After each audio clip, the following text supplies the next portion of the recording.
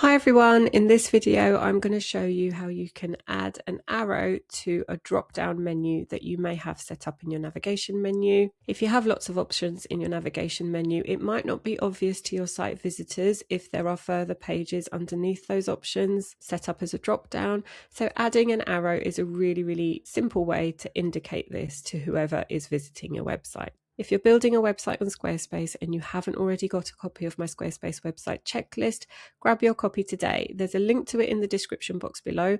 It's a completely free checklist and it goes through all the steps that you need to take on the back end of your website before you launch.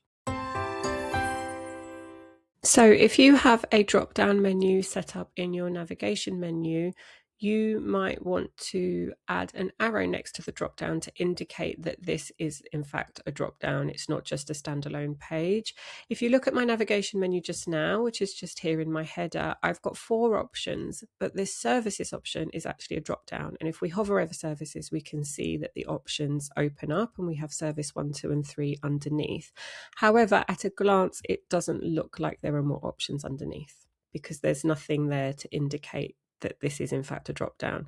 So let me show you how to add an arrow to our drop down menu today. If you want to add a drop down menu into your navigation menu, I have another video that shows you how you can do that. I'll link it in the description box below and you'll also see it pop up here. Click on that, have a watch of that to actually add your drop down into your navigation menu, and then come back here to watch how we can add an arrow.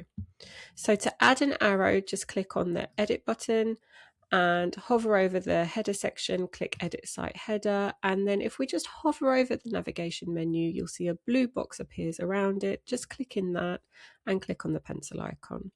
And if we hop on over to the design tab that appears in the pop-up, we've got an option here for icon, and currently there is no icon set.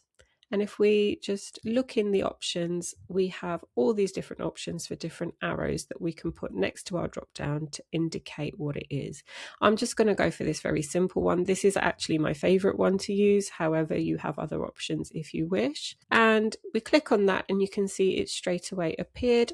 Now, if we just click out of this menu where we have the different arrows, we'll see that we now have an icon style option open up to us. And this is where we can change the size, the thickness, the spacing, and the roundness of our arrow. So you can have a play around with this so you can achieve the look that you want. We can make the arrow bigger in size, we can make it thicker, we can play with the spacing. So this looks at how far away it is from the actual name of the drop down.